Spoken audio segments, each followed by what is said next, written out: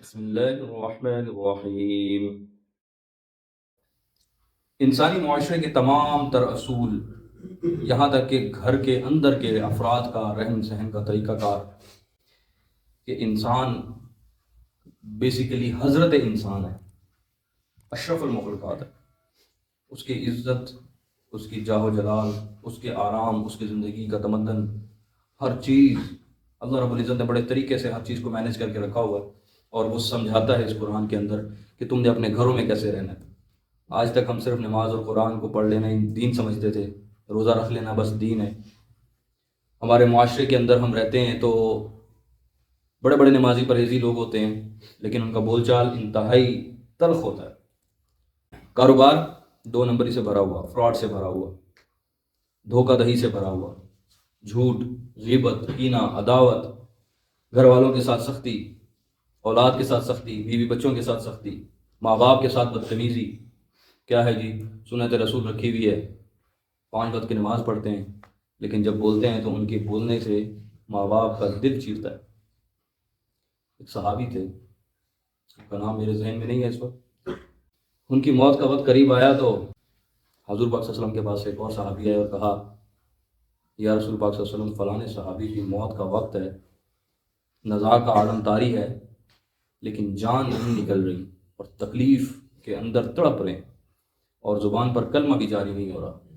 صحابی رسول ہیں، تو آپ صلی اللہ علیہ وسلم نے فرمایا مجھے اس کے پاس لے چلو۔ جب آپ صلی اللہ علیہ وسلم خود تشریف لے گئے، پوچھا گیا کہ کیا ان کا کوئی رشتہ دار زندہ ہے؟ فرمایا ہاں، ان کی والدہ زندہ ہے۔ آپ صلی اللہ علیہ وسلم نے ان کی والدہ سے پوچھا کہ ان کا معاملہ آپ کے ساتھ کیسا تھا؟ تو والدہ نے جواب دیا، یا رسول اللہ، میرے ماں باپ آپ پہ قربان، میرے بیٹے سے مجھے نماز کی شکایت نہیں ہے۔ یہ 5 وقت کا نمازی تھا، مستقل تہجد گزار تھا، مجھے اس کے صیام سے، روزوں سے شکایت نہیں ہے، یہ فرضی تو کیا نفلی روزے بھی رکھتا تھا، مجھے شکایت ہے تو اس کی زبان سے۔ باہر لوگوں کے ساتھ جب میل جول کرتا تو بہت میٹھی زبان استعمال کرتا، اور جب گھر میں آتا اور مجھ سے بات کرتا تو جب اس کی زبان سے جو الفاظ نکلتے تو وہ میرے دل پہ جا کے ایسے چھریوں کی طرح لگتے تھے اور میرا دل چھلنی کر دیتے تھے۔ سخت بولتا تھا، آواز میں سختی تھی، گفتگو میں سختی تھی۔ تو آپ صلی اللہ علیہ وسلم نے فرمایا کہ آپ کو پتہ ہے کہ آپ کے اس بیٹے کی جو جان پھنسی ہوئی ہے، جو نکل نہیں رہی، صرف اور صرف آپ کے دل کی ناراضگی ہے، اگر آپ اسے معاف کرتے تو اس کی روح آسانی سے قبض ہو جائے گی۔ تو ماں نے کہا میں بڑی اداس ہوں اس سے، بڑی پریشان ہوں اس سے، بہت ناراض ہوں اس سے۔ آپ نے فرمایا کہ اچھا، پھر صحابہ کو حکم دیا اور کہا لکڑیاں جمع کرو، ہم اس صحابی کی جو لاش کو یہیں آگ لگاتے ہیں۔ تو ممتا تھی آگے، وہ تڑپ اٹھی، کہا یا رسول اللہ، یہ کیا کر رہے ہیں؟ ایک ماں کے سامنے اس کے بیٹے کی زندہ جلا رہے ہیں۔ فرمایا جہنم میں جو جلنا ہے، تو جہنم کی آگ تو اس سے کہیں زیادہ۔ فوراً بولی یا رسول اللہ، میں نے معاف کیا اپنے بیٹے کو۔